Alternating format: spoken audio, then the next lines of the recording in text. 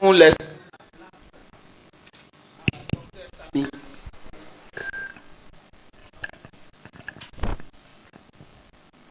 Bien, bonjour à tous et bienvenue. Merci de m'accueillir dans ce beau pays, dans ce cadre qui nous réunit tous et qui nous donne de communier ensemble,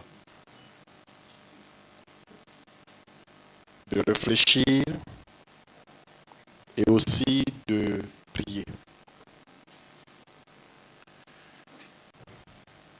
La communication de ce matin porte sur les enjeux de la traduction de la Bible face à l'édification de l'Église en Afrique. J'espère que vous m'entendez, ça va, le volume est bon, comme on le dit. D'accord. Bien.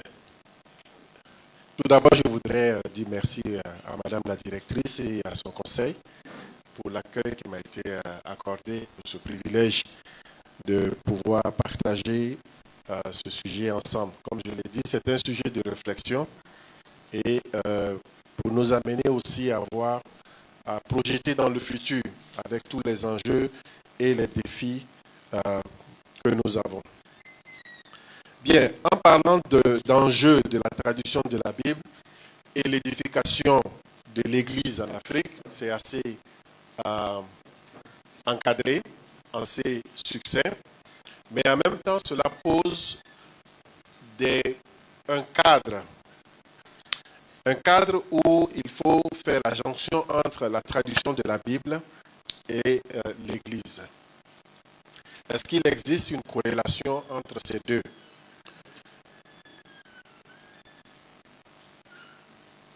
La traduction de la Bible a été perçue comme une activité annexe, une activité, disons, para-église, qui se fait en dehors de l'Église. Et l'Église, de son côté, comme en tant qu'entité spirituelle également, qui mène ses propres activités.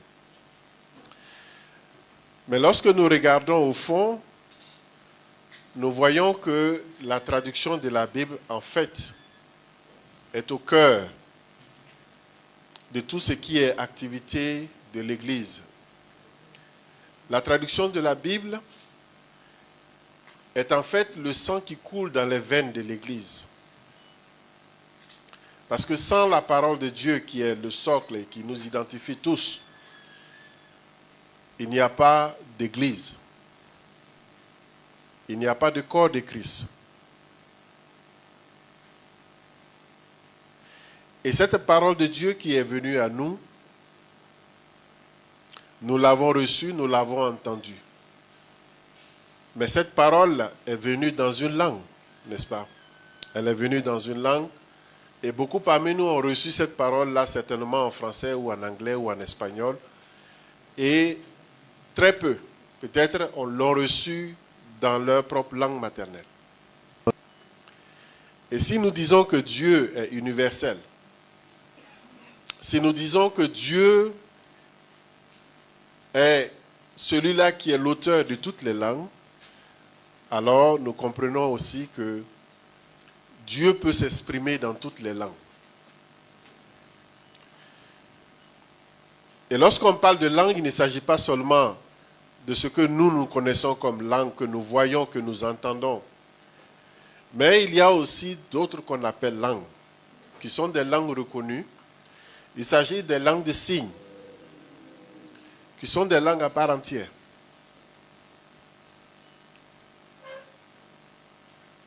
Mais quel est le fondement biblique entre ces deux? Quelle est la corrélation entre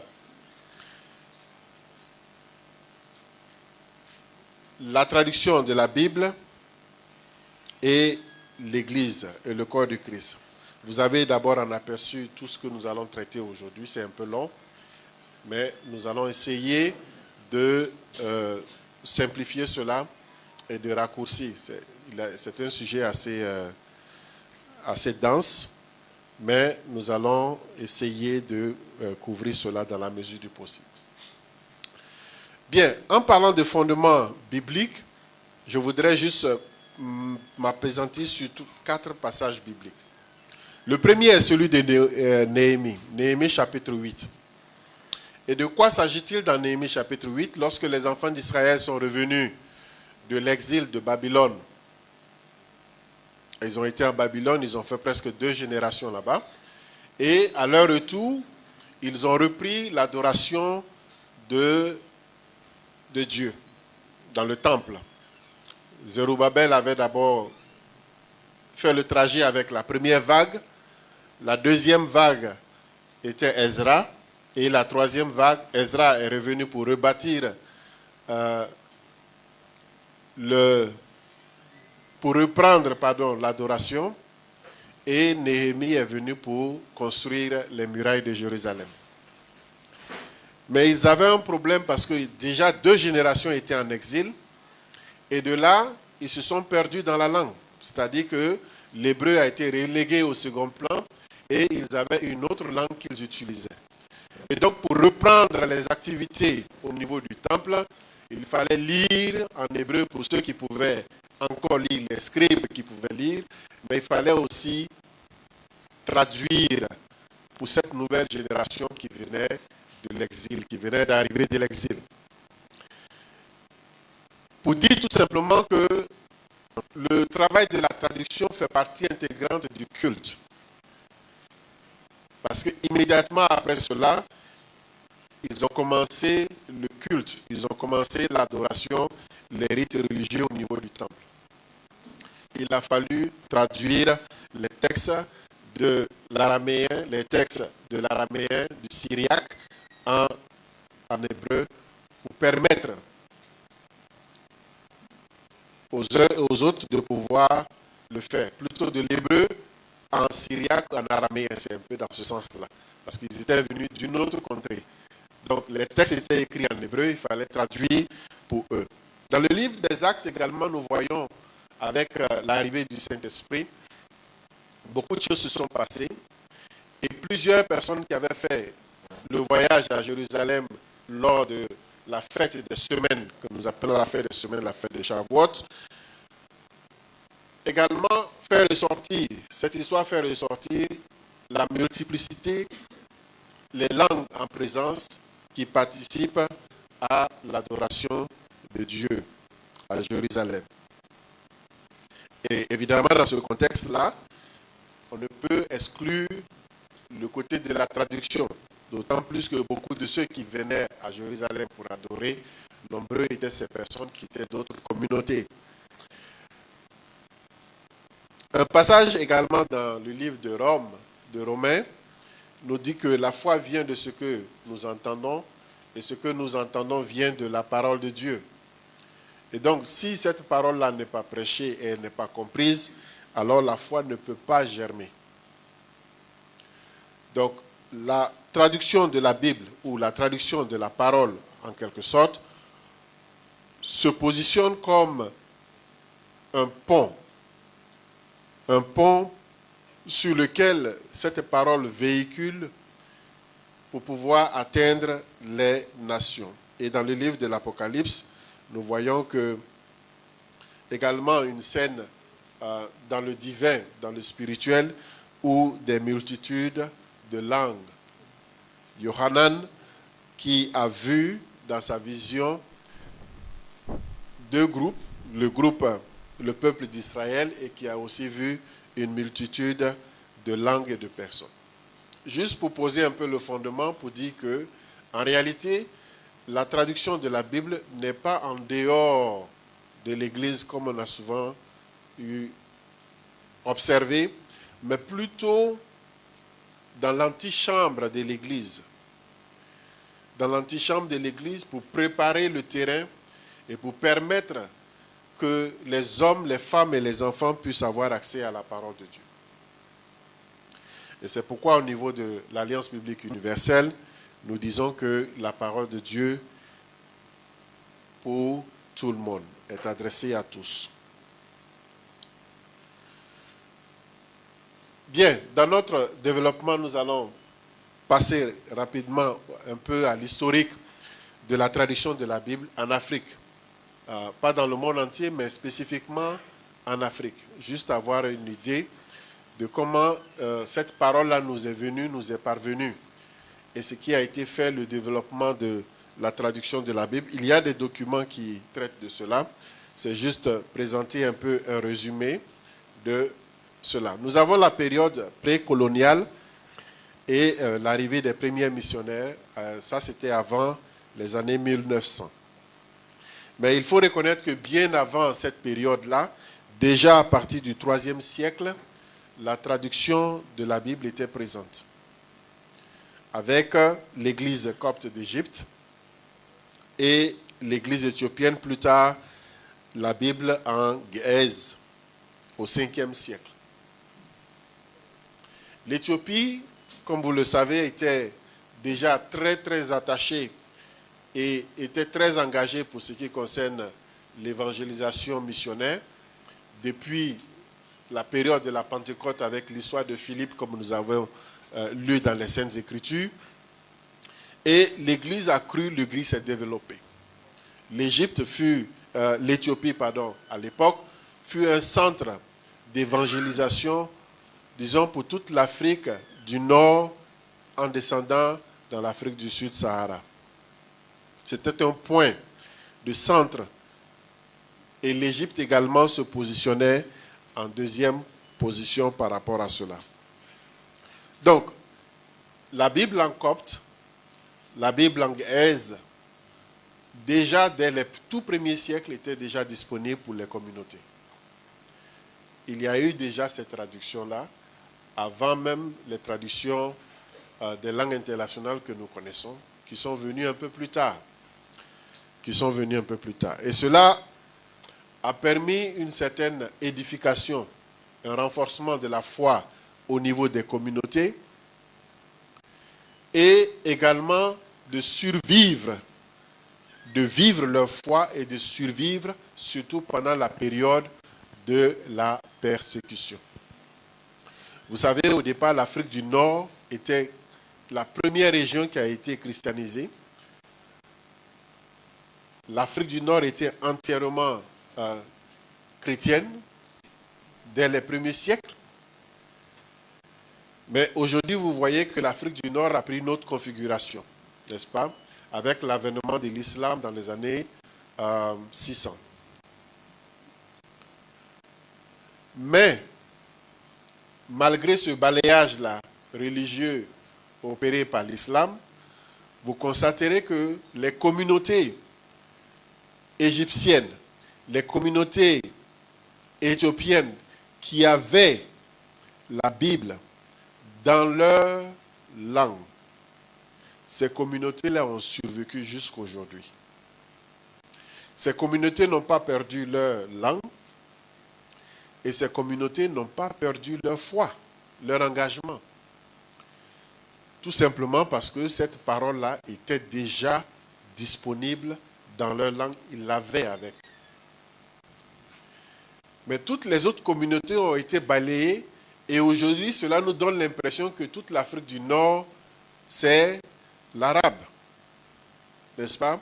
On a l'impression que toute l'Afrique du Nord, c'est l'arabe qui est la langue majoritaire et on a l'impression qu'il n'y a même pas d'autres langues qui existent en Afrique du Nord. Pourtant, il y a bien des langues qui existent. Mais ces langues-là ont été ombragées par, en fait, cette domination de l'islam qui a imposé un système linguistique aux communautés qui étaient sur place. Et cela est très important, surtout lorsqu'il s'agit de parler d'édification. Et nous le verrons plus tard. Pour ces derniers temps que nous vivons en ce moment, nous voyons un accroissement de la persécution, n'est-ce pas, des chrétiens à travers le monde. Et comment nos chrétiens, comment nos membres dans ce monde-là pourront survivre leur foi si la parole n'est pas disponible. Parce que cette persécution va continuer et va s'intensifier. Et si cette parole n'est pas disponible, alors ce sera difficile. Il y a aussi la Nubie. Hein. En plus de l'Égypte et l'Éthiopie, il y a aussi les traductions en Nubie, ça c'est au niveau du Soudan, également qui ont existé. Pour ce qui concerne l'Afrique subsaharienne, le travail s'est fait un peu lentement. L'acquisition ou l'accessibilité à la parole de Dieu est venue un peu plus tard, surtout à l'orée du 19e siècle. Et là, nous parlons des pionniers missionnaires que nous avons, à savoir Samuel Adjahi Crowther, qui lui s'est focalisé sur la traduction de la Bible en Yoruba. Ça, c'est dans les années 1884. Et nous avons Johann Ludwig Kraft, qui lui a travaillé sur les écritures sur le Swahili. Le Swahili en Afrique de l'Est. Et plus tard, vous avez aussi d'autres qui ont travaillé dans le côté de l'Afrique de l'Est et l'Afrique du Sud. L'Afrique de l'Est et du Sud avec Robert Moffat, qui lui a travaillé sur le Tswana en 1857. Et vous avez Henri Alexandre Junot qui a travaillé sur le Tsonga. Le Tsonga, ça c'est la langue qui est parlée à partir de la Zambie, Zimbabwe et descendants. Et toutes ces traductions-là ont permis d'accélérer l'alphabétisation et également l'éducation chrétienne et assurer une certaine croissance de l'Église. Donc, après cette période précoloniale, nous tombons dans la période coloniale. Et dans cette période coloniale, nous allons constater l'installation des écoles missionnaires. Et ces écoles missionnaires qui sont venues s'installer à partir des années 1900 ont utilisé les Écritures comme moyen d'éducation. Donc, les Écritures servaient pour enseigner la lecture et faciliter aussi l'alphabétisation et l'apprentissage. Et cela a permis de rapprocher certains peuples de la foi. Les sociétés bibliques se sont développées en jouant un rôle assez important dans la production et la distribution. Il y a eu aussi l'installation des agences de traduction de la Bible sur le continent, telles que les alliances bibliques ou qu'on appelle également les sociétés bibliques. Vous avez la CIL internationale, vous avez SIM international, vous avez la WEC internationale, qui ont commencé à travailler directement aussi à utiliser ce même procédé. Donc, utiliser la parole de Dieu dans l'éducation en facilitant la lecture, l'alphabétisation, mais en même temps aussi en prenant soin de l'Église. Mais les politiques linguistiques coloniales, à l'époque aussi, ont commencé à jouer sur les langues vernaculaires, surtout avec la colonisation. Il y avait une politique d'imposer, de faire imposer la langue dominatrice du colon, qui est le français ou l'anglais ou le portugais. Quand je parle, c'est généralement de l'Afrique, du portugais. Et donc, en imposant ces langues-là, cela aussi a freiné d'une certaine manière tout ce qui était développement de traduction dans les langues locales, dans les langues vernaculaires. Donc, c'était juste utilisé pour les questions d'éducation, mais plus tard, les colons ont renforcé l'utilisation de ces langues-là. Mais déjà, à partir de 1960, on constate qu'il y a environ 200 langues africaines qui avaient des portions bibliques. Donc, quand on dit portions, c'est soit le Nouveau Testament, soit la Bible entière, ou bien juste des évangiles qui étaient mis à leur disposition. Maintenant, parlons de l'africanisation. L'africanisation de la traduction de la Bible. Il y a eu une sorte de shift, une sorte de changement qui s'est opéré à partir des années des indépendances. Donc, cet éveil de conscience, d'identité culturelle, de l'affirmation de la souveraineté des États, a aussi enclenché une sorte de réveil, de revaloriser tout ce qui était identité africaine. Et donc, les églises africaines ont commencé à revendiquer, à s'approprier les projets de traduction qui existaient et également s'occuper de la diffusion des Écritures. Beaucoup de sociétés bibliques ont été créées pendant cette période-là et également, il y a eu un accroissement, surtout, dans le désir et dans le besoin de l'évangélisation surtout. Il y a eu beaucoup de Nouveaux Testaments qui ont été produits pendant cette période-là. Beaucoup de Nouveaux Testaments, parce que c'était ce qui était plus facile à faire et à mettre en place pour faciliter l'évangélisation. Donc, le ratio entre le Nouveau Testament et la Bible, il y avait un grand écart à ce moment-là. Et puis, nous arrivons à l'ère numérique. L'ère numérique et postcoloniale de 90 à nos jours. De 90 à nos jours, nous voyons que l'avènement de la technologie a commencé aussi à pénétrer le cercle de la traduction de la Bible et ce qui a aussi provoqué une sorte de révolution, d'accélération en termes de traduction de la Bible et l'accroissement aussi de l'Église. Donc, lorsque nous disons que le christianisme en Afrique a pris un grand tournant, surtout que le pôle du christianisme s'est déplacé en Afrique, nous pensons et nous comprenons que, en réalité, c'est dû en grande partie à la disposition de la parole de Dieu dans les langues vernaculaires. Et cela a servi de catalysme, cela a propulsé en fait ce désir-là et ce renforcement au niveau des églises. Nous avons l'apparition de certains logiciels, des programmes tels que Paratext, Adapted, Render, et il y en a beaucoup qui viennent. Et ces programmes-là ont permis spécifiquement aux traducteurs de faire leur travail sans trop de difficultés. Donc, faciliter le travail des traducteurs. C'est un outil numérique que nous utilisons jusqu'aujourd'hui et qui nous facilite le travail de la traduction. Adapted et Render, par exemple, sont utilisés pour la traduction de la Bible orale. Il y a ce que nous appelons la Bible orale et l'oralité a commencé également, surtout dans ces dernières années, à prendre de l'ampleur, surtout lié au fait que nos sociétés sont à majorité orale. Et même la Bible, en tant que telle, le monde de la Bible a commencé d'abord comme un monde oral, où l'oralité était là jusqu'à ce que l'écriture vienne prendre le relais.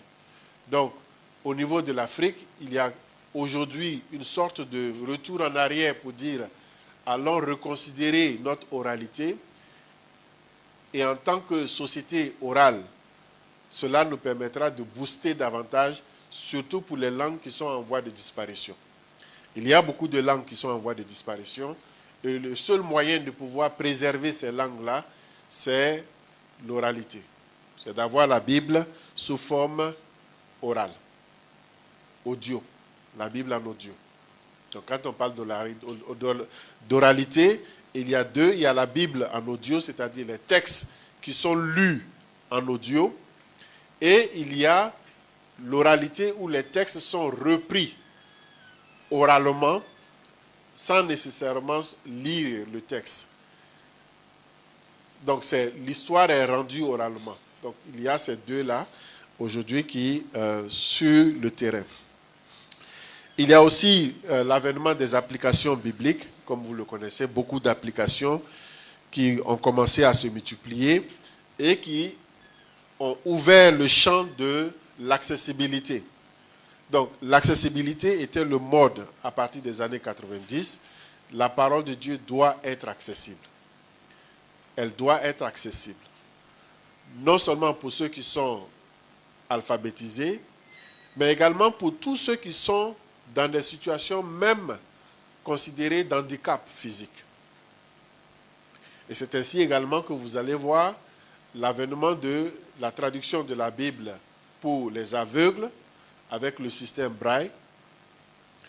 Vous allez aussi voir un développement, surtout dans ces dernières années, la traduction de la Bible pour les sourds.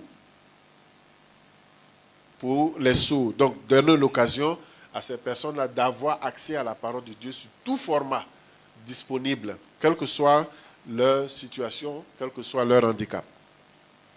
Et puis, vous avez des organisations qui ont commencé à s'afficher dans le travail, qui ont commencé à s'approprier, des organisations nationales, qui ont commencé à s'approprier le travail de la traduction de la Bible. Donc, des nationaux, des structures nationales. Vous avez Capital au Cameroun, BTL au Kenya. Vous avez Wycliffe Africa, qui est en fait une structure qui couvre un peu toutes ces structures que je viens de mentionner. Vous avez l'Anteba. Vous avez au niveau de la Côte d'Ivoire, il y avait c'était l'AITB. AITB au début, CNTB, pardon, CNTB, etc. Donc, de plus en plus, il y a cet éveil-là, une sorte d'appropriation du travail de la traduction de la Bible par les nationaux. Par les nationaux pour pouvoir assurer la relève. Bien. Donc, pour ce qui concerne un peu de statistiques,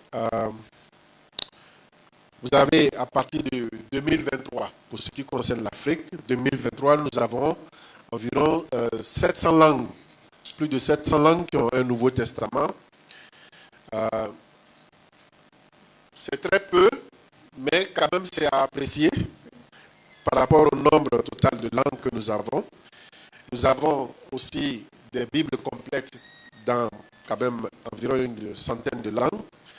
Et aussi nous avons des portions. Nous avons des portions d'écriture, des évangiles, etc., des psaumes qui sont disponibles. Mais toujours est-il que le travail reste à faire. Il y a beaucoup de travail à faire. Nous avons environ plus d'un millier de langues qui manquent encore de traduction adéquate. Plus d'un millier. Donc quand on dit plus d'un millier, ce n'est pas des communautés, mais c'est des langues.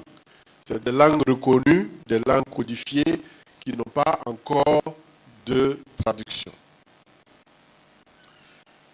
Donc, vous voyez un peu ces différents aspects. Avec ces statistiques que nous avons ici, en Afrique, nous avons environ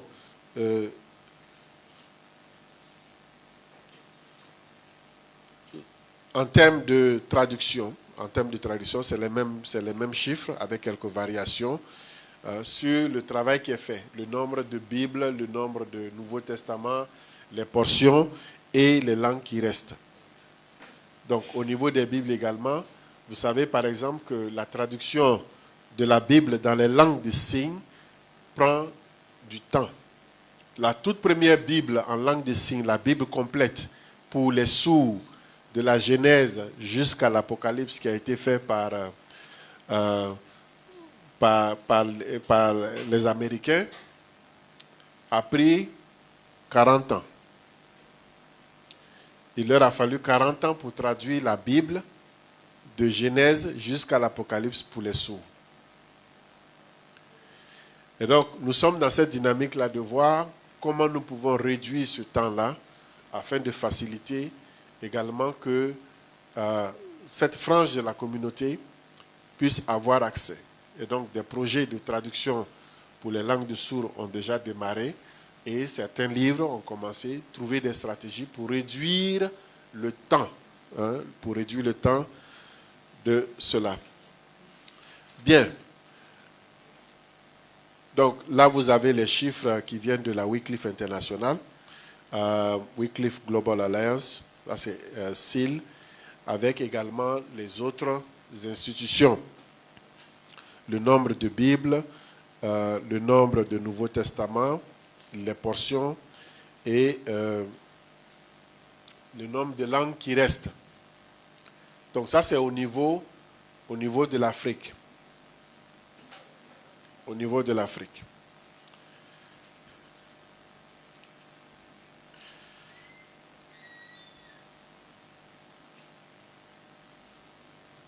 Situation actuelle de l'Église africaine. Donc, ce que je vous ai donné tout à l'heure, c'était en fait une sorte de... l'histoire et le développement de la tradition de la Bible en Afrique. C'est un peu diachronique. Maintenant, nous voyons sur le plan synchronique qu'est-ce qui se passe actuellement pour qu'on puisse parler d'enjeux.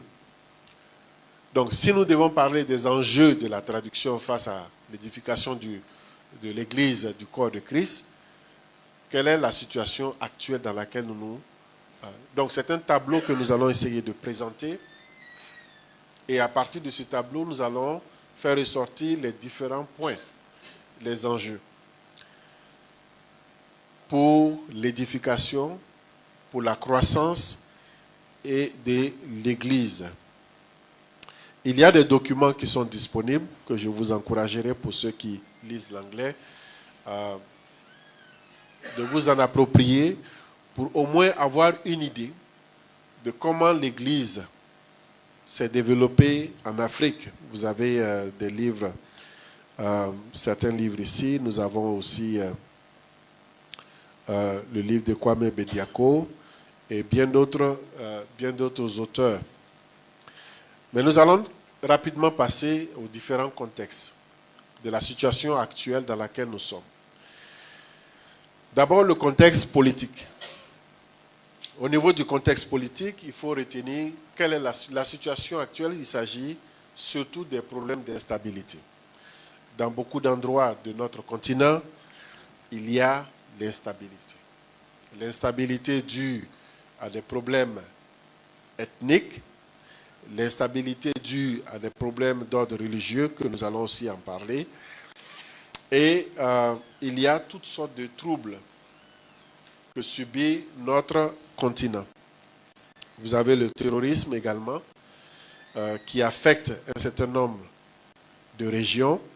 Vous avez également aussi des politiques restrictives, des politiques linguistiques restrictives, où certaines autorités et certains gouvernements limitent l'utilisation des langues. Et cela, souvent, se fait de façon subtile. Lorsqu'il s'agit, par exemple, du terrorisme, il s'agit des conflits ethniques, interethniques et tout ça, il y a des déplacements de population. Les projets de traduction se retrouvent dans des situations assez délicates. Les traducteurs sont obligés de fuir, par exemple, de se réfugier quelque part et de continuer le travail. Mais lorsqu'il s'agit d'une politique linguistique établie par un gouvernement et que ce gouvernement-là décide de restreindre l'usage des langues, par exemple la reconnaissance officielle d'une langue locale, d'une langue nationale, une langue vernaculaire, l'utilisation de telle langue par rapport à telle langue, cela pose des problèmes. Cela pose des problèmes pour l'émancipation même de ces propres communautés-là qui se sentent affectées. Et donc, c'est aussi des points qui freinent la traduction de la Bible. Vous avez le contexte social. Au niveau du contexte social, il y a la projection de la démographie qui, à la longue, va poser des problèmes de croissance, mais aussi des problèmes d'encadrement. D'encadrement au niveau des communautés, mais des communautés religieuses surtout. On assiste à une urbanisation assez rapide et un déplacement, une migration surtout, un changement au niveau linguistique et culturel. Il y a ce qu'on appelle le multilinguisme, où certaines langues avalent d'autres langues. Certaines langues avalent d'autres langues et certaines langues commencent aussi à prendre du recul parce que les jeunes préfèrent s'identifier à la langue du colon que de s'identifier à leur propre langue. Et donc, s'identifier à la langue du colon est un signe qu'on est développé, en griffes. Donne l'impression que lorsque vous parlez très bien le français, ou vous parlez très bien l'anglais ou le portugais ou l'espagnol, vous êtes développé. Et les jeunes se sont tournés dans cette direction-là parce qu'ils veulent aussi montrer qu'ils sont développés. Et souvent, on utilise le prétexte de la globalisation pour dire que notre monde est devenu un village planétaire. Nous sommes en marche vers la globalisation, la mondialisation. Mais ce qu'on réalise, parce que lorsque la globalisation a été lancée il y a quelques années, ce qu'on a réalisé, c'est que cela a produit un autre effet. On va tous vers la globalisation, mais certains disent, attends, moi je vais aller avec mon boubou. Je vais aller avec ma culture, parce que je ne peux pas laisser ma culture derrière et puis aller me globaliser pour devenir quoi? Je perds tout. Donc certains sont allés à la globalisation avec leur culture et ont maintenu leur culture, leur identité, leur originalité. Mais d'autres n'ont pas compris la globalisation. Ils se sont lancés dans la globalisation, ils ont laissé tout derrière eux.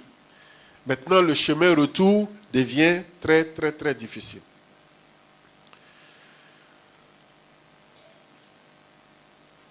Et comme je l'ai dit, les politiques linguistiques affectent certaines communautés.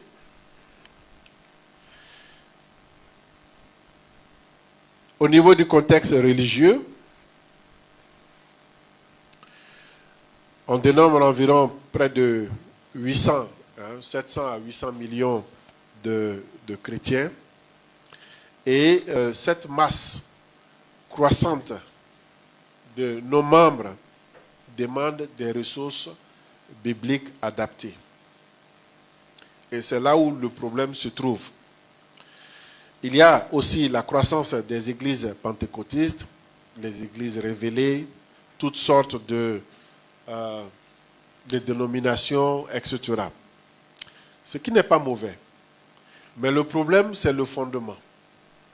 C'est le fondement et l'éducation chrétienne qui manquent à certains moments et on assiste à des dérives un peu partout. Il y a des mouvements populaires, des mouvements prophétiques, des mouvements de prospérité, etc. Et certains de ces mouvements, certaines de ces communautés, par exemple, accordent moins d'importance à l'utilisation des langues nationales, à l'utilisation des langues vernaculaires dans l'éducation chrétienne. Et au contraire, ce qui est propagé, ce qui est davantage utilisé, c'est de revenir sur des versions anciennes, des versions populaires qui sont utilisées, qui sont comme la seule référence. Je vous donne juste 2 exemples. En français, on dira non, dans le monde francophone, c'est la Bible Louis II. En dehors de la Bible Louis II, toutes les autres versions de la Bible, il y a des problèmes, on ne doit plus les utiliser. La Bible Louis II de 1910. Ok. Donc, en dehors de ça, il n'y a plus d'autres Bibles. Les autres Bibles sont trafiquées, sont diluées, etc. Il y a beaucoup de problèmes avec ce sujet-là. Dans le côté anglophone, c'est la même chose. Dans le côté anglophone, on dira que c'est la Bible de King James. À part ça, il n'y a pas autre chose. Donc, nos frères s'efforcent de parler ce vieux anglais des années 1600, ce qu'ils ne comprennent même pas d'ailleurs, mais ils associent aussi cela avec une sorte d'émotion spirituelle. Parce que si tu ne parles pas les Holy Ghost, par exemple, bon, c'est comme s'il n'y a pas de Saint-Esprit dedans. Tant que tu n'utilises pas ces termes-là, le Saint-Esprit n'est pas là-bas. Et donc, on a cette tendance-là à ramener les membres à l'utilisation de ces saintes écritures, ce qui n'est pas mauvais. Seulement, l'éducation chrétienne n'est pas prise au sérieux.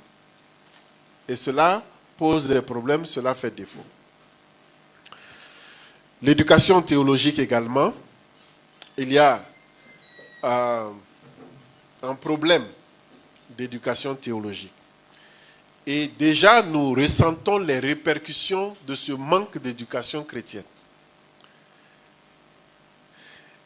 Les politiques religieuses, c'est-à-dire tout ce que le gouvernement de nos jours, surtout à travers l'Afrique, essaie de mettre en place pour canaliser le domaine religieux, en essayant de voter certaines lois que nous pouvons penser restrictives, c'est tout simplement les effets du manque d'éducation chrétienne qui ont amené une bonne partie de l'Église à la dérive. Et donc le gouvernement intervient pour essayer de recadrer. Et même quand il y a l'intervention du gouvernement, c'est vrai que les agendas sont différents, il y a beaucoup d'agendas, il y a beaucoup d'enjeux aussi en cela. Mais quelque part, la source, c'est le manque d'éducation chrétienne. Et nous voyons cela comme une persécution. Oh, on est persécuté. Ils sont remplis de démons. Le gouvernement est rempli de démons. Bon. Mais, comprenons.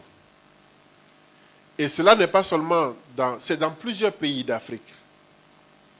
Dans plusieurs pays d'Afrique, de nos jours, les gouvernements ont commencé à avoir l'œil sur les religieux. Essayer de canaliser, sinon même de restreindre leurs activités à cause de beaucoup de dérives qui ont été observées. Et tout cela parce que tout simplement, dans ce domaine-là, il y a très peu d'humilité. De reconnaître que nous avons tous besoin d'apprendre des anciens, nous avons besoin d'apprendre auprès des autres. Le contexte culturel. Le contexte culturel actuellement, la tradition orale dans certains milieux est assez forte par rapport à tout ce qui est écrit, tout ce qui est système d'écriture, tout ce qui est avènement de l'éducation. Mais qui sont aussi des avantages, qui ont aussi des avantages. Vous avez l'importance du communautaire, la foi qui se vit dans un contexte collectif qui est bien apprécié, qui peut aussi avoir des dangers. Et les visions du monde africaines également sont en réalité des portes. Des portes. Aujourd'hui, nous entendons par exemple que nous avons besoin de repartir à nos ressources. Nous avons besoin de nous enraciner dans notre culture, passer par le respect des ancêtres, etc. Et donc, un message qui est véhiculé, qui nous fait croire que la religion est venue du monde blanc, la religion a été importée, et cela a commencé aussi à gangréner dans certains lieux. Mais c'est une mauvaise représentation de la chose. Parce que si vous prenez culturellement les communautés, vous allez voir que en réalité, ces communautés-là, Dieu était déjà dans ces communautés avant même que l'évangile n'arrive. Et beaucoup de nos communautés africaines, beaucoup de sociétés africaines sont très proches de la Bible, du monde de la Bible comparativement à ce que nous avons appris. La semaine dernière et cette semaine, j'étais avec l'équipe baoulé de traduction pour travailler avec eux sur la révision de la Bible en baoulé. Et dans nos échanges, on s'est rendu compte qu'il y a un écran. Il y a un écran entre le baoulé, la culture baoulé et le monde de la Bible, le monde culturel de la Bible. Et cet écran-là, c'est quoi? C'est le français. Lorsque vous enlevez l'écran, vous enlevez le français, et que vous allez directement traiter sur les textes originaux, sur l'hébreu, le grec, et vous analysez les concepts et la vision du monde baoulé, vous allez voir que il y a environ près de 80% de similarités entre ces deux communautés-là. Plus de 80% de similarités parce qu'ils comprennent. Et dans ce cadre-là, cela facilite. Donc, il y a un faux langage qui circule pour dire que retournons aux sources. Et retourner aux sources, retourner à l'adoration de nos ancêtres, il faut faire croire que la religion est venue par les Blancs. Donc, c'est une forme de domination. Mais ce qui n'est pas le cas. Parce que la religion a commencé en Afrique avant d'aller ailleurs chez les Blancs. Ce sont les Africains qui ont apporté l'évangile, la lumière du salut aux Occidentaux. Ce sont les Africains qui ont d'abord apporté Dieu aux Occidentaux, la lumière. Et le colon est revenu avec cette lumière-là sous forme, avec un autre agenda, avec un autre problème. Donc, ça c'est très important. Et lorsqu'on enlève ces écrans-là, on se rend compte que, mais, en fait, Dieu, il était déjà là. Dieu était déjà dans nos cultures. Il a tout simplement besoin de se révéler et qu'on sache qui il est. Je ne sais pas. On va faire une pause. On va faire une pause. Ok. Ma montre ne marche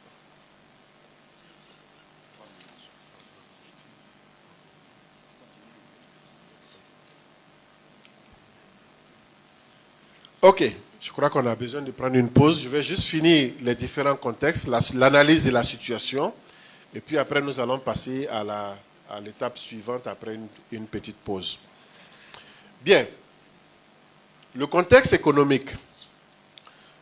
Le contexte économique qui freine aussi la traduction de la Bible, qui influence aussi la croissance de l'Église d'une certaine manière. Vous avez la pauvreté généralisée, les ressources financières qui sont limitées. Lorsque nous voulons engager la traduction de la Bible dans certaines langues, par exemple, c'est tout un budget. C'est tout un budget, une estimation, pour votre information, la traduction, par exemple, du Nouveau Testament, avec une équipe d'environ 3 ou 4 personnes, prend à peu près 4 ans. Cela demande environ 4 ans pour traduire un Nouveau Testament. Pour traduire l'Ancien Testament, cela va jusqu'à 8 ans. Pour traduire l'Ancien Testament. Et quand vous ajoutez les deutérocanoniques, cela prend aussi 2 ans et demi à 3 ans pour compléter le tableau. Donc, si on veut faire une traduction qui va commencer de Genèse jusqu'à l'Apocalypse en incluant les deutérocanoniques, vous comprenez que cela va prendre à peu près 12 ans à 14 ans pour traduire toute une Bible. Et 12 ans à 14 ans, ce n'est pas rien. Ça demande tout un budget. Et lorsque vous essayez d'évaluer en termes de coût de production de cette Bible-là, vous êtes aux alentours de 600 millions de francs CFA. 600 millions de francs CFA pour produire toute une Bible. Et ça exclut l'impression de la Bible. L'impression, les coûts d'impression. Mais tout le travail pour produire une Bible, c'est estimé à ce montant-là à peu près. Et donc, de nos jours, la crise mondiale, la crise économique, la crise financière fait que il nous est difficile. Et si nous devons nous approprier, ça veut dire que les Africains eux-mêmes doivent s'engager à prendre en charge. Et nous reconnaissons en cela beaucoup de communautés religieuses qui ont fait un grand bond, qui ont déjà pris cet engagement-là de contribuer et d'aider pour que cette parole de Dieu soit disponible, soit accessible à tous. Donc les coûts élevés de l'impression, actuellement vous savez ce qui se passe au Moyen-Orient, mais nous allons ressentir les effets dans quelques mois. D'ici quelques mois, vous allez voir que ce n'est pas seulement le coût de la vie, mais même le coût des impressions. Parce que toutes ces Bibles que vous voyez aujourd'hui, nous les imprimons soit en Corée du Sud, soit au Brésil, pour la plupart, ou en Chine. Et donc, pour les faire venir, par exemple, ce matériel-là, le papier coûte cher. Parce que le papier même de la Bible, les pages de la Bible que vous utilisez, ce sont des pages qui sont assez solides, n'est-ce pas? C'est quand même différent. Mais ces pages-là coûtent excessivement cher à cause de la concurrence de ceux qui fument. Parce que le papier qui est utilisé pour faire la cigarette, l'enveloppe, l'emballage de la cigarette, c'est ce papier-là qu'on utilise pour produire les Bibles. C'est les mêmes feuilles.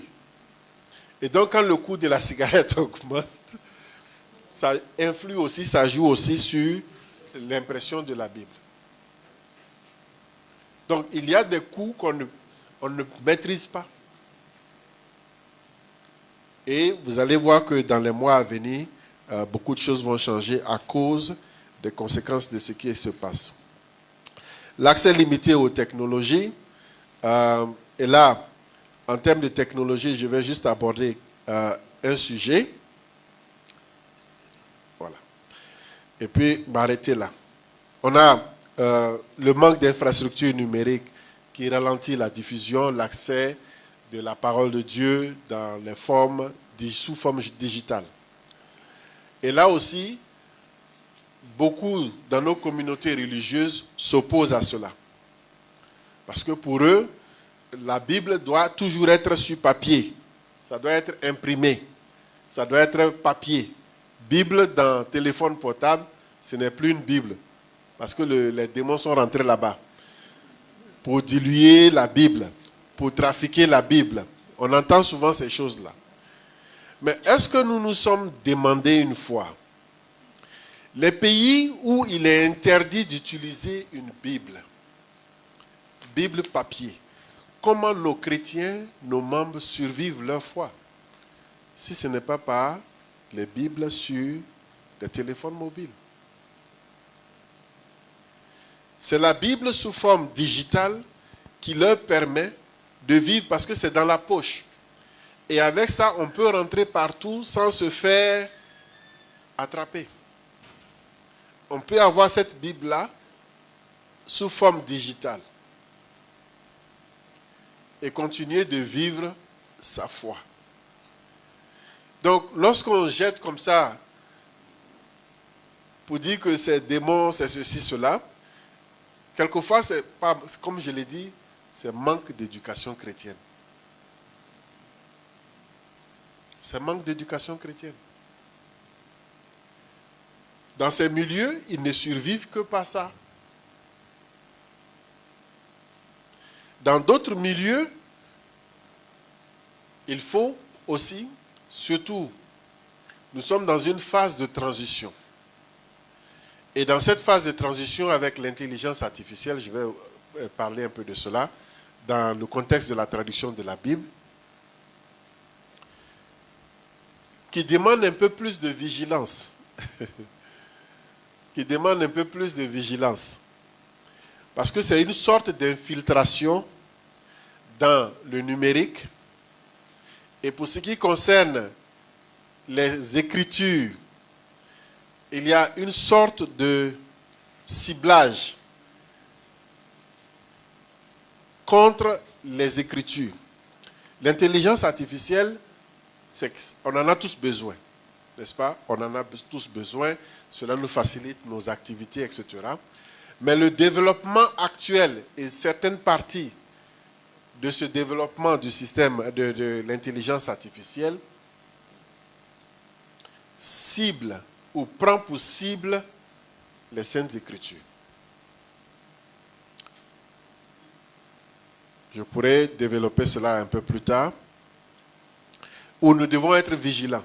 C'est vrai que la parole de Dieu doit être sous forme digitale, mais là aussi nous devons ouvrir l'œil sur l'utilisation de l'intelligence artificielle pour ce qui concerne les Écritures. Il y a des agences de traduction de la Bible qui sont en train d'explorer, de tester, pour dire on va accélérer la traduction de la Bible. Donc on fait une sorte de pourcentage de traduction, 20% à peu près de la traduction, et puis on demande à l'IA de terminer la traduction pour nous. Et l'IA va faire une ébauche de traduction biblique. L'IA va vous sortir une ébauche du Nouveau Testament, ou même de toute la Bible si vous voulez. Maintenant là, il se pose un problème d'éthique. Est-ce que c'est toujours la parole de Dieu ou bien c'est l'IA? C'est la parole de l'IA. Il y a un problème d'éthique assez sérieux qui est en train de se poser et qui va se poser. Il y a des communautés dans certains pays qui ont carrément averti. Si votre traduction, si vous utilisez l'IA dans votre traduction de la Bible, nous, on n'utilise pas cette traduction-là. Parce que, aussi, l'IA est interprétée comme la marque de la bête. Vous avez entendu ces choses-là. La marque 666. C'est une plateforme qui va servir à cela. Mais déjà, on voit l'IA comme la marque de la bête. Donc, si votre traduction a eu le soutien de l'IA, ça veut dire que vous avez eu le soutien de la bête. Donc, votre traduction est déjà infiltrée, infectée.